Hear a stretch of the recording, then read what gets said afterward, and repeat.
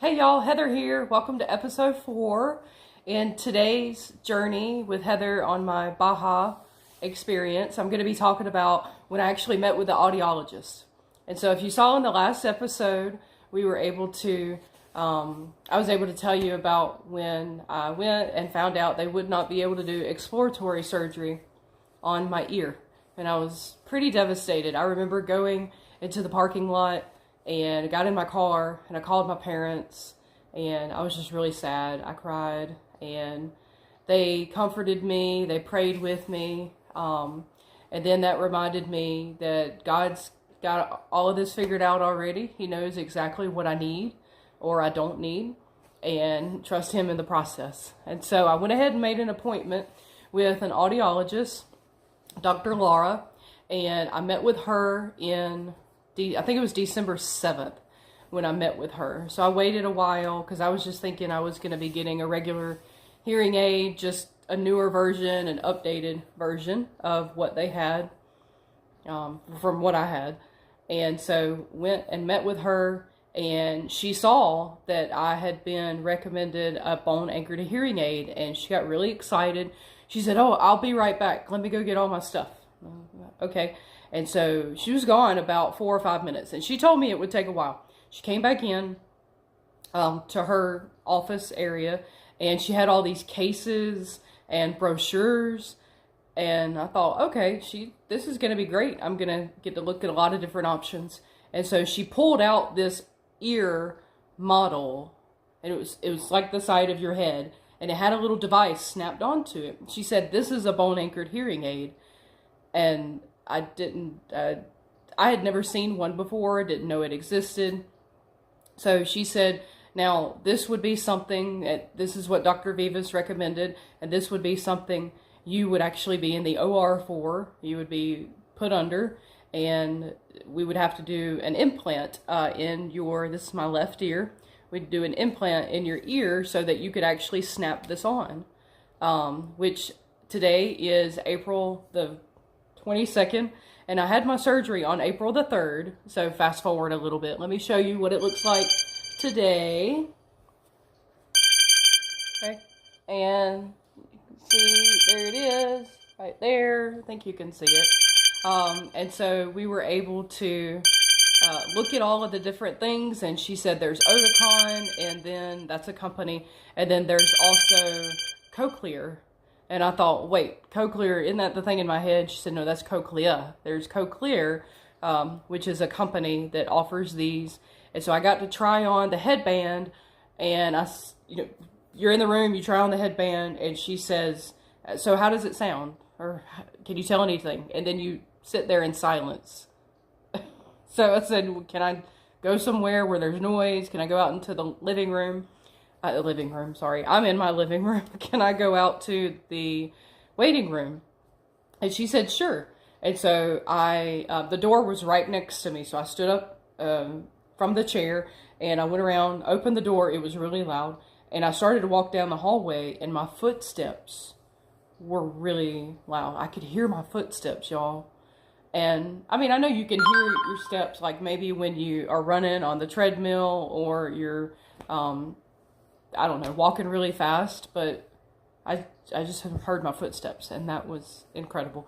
And then I walked past where the PAs and the maybe the nurses are, and maybe they're catching up on things or writing down notes.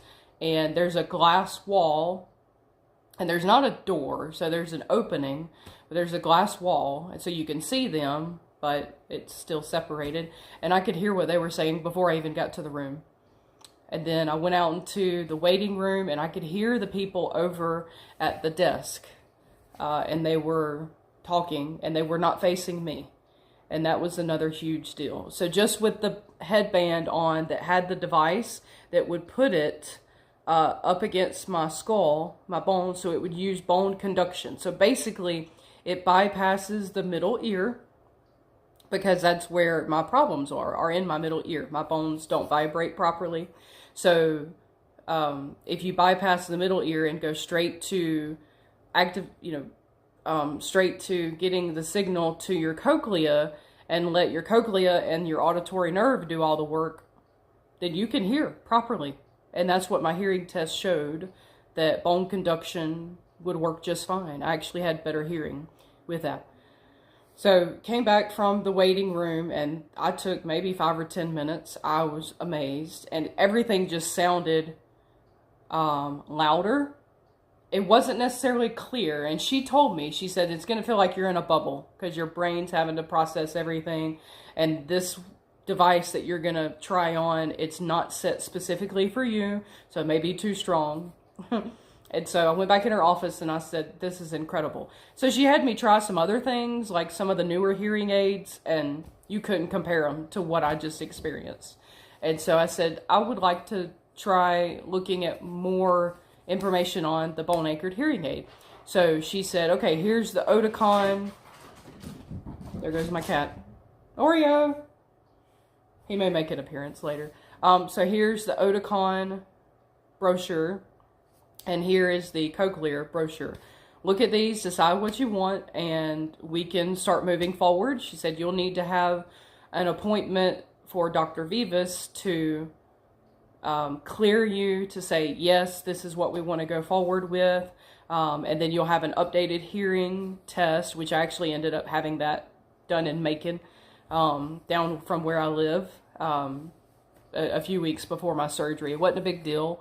I just had to have an updated one because the last one they had on file was 6 weeks. It was the previous summer. And so I said, okay, I can do that. And she said, you know, if you're looking into doing this, there's surgery. And so we can talk about insurance and all of that later on. And so I left just overjoyed, very excited. Again, probably one of the more joyful people that has walked out of Emory, thinking, oh my goodness, you know, Mike can even hear. And I forgot to add, I'm a musician. And so when I was in her office, I asked if I could, use my phone. I had my iPhone, and use my tuner. And my tuner can actually play different pitches for you. And it can go all the way down to some of the low bass clef pitches and really high to above the treble clef pitches. And I knew what I could hear as far as tuba notes and low bass clef notes. And so when I had the headband on, I experimented with that some, and I could hear pitches at a medium level. And I even asked Dr. Laura, I said, does this sound loud to you? Because I knew on my phone where I usually would have to put the volume to hear those pitches, and it was right in the middle. It wasn't really high, because remember, I can't hear low pitches very well. And she said, no, that sounds average to me. And I was like, oh my goodness. I was very excited. And then I even played some music to see if I could hear all the different instruments, especially tuba, bass guitar.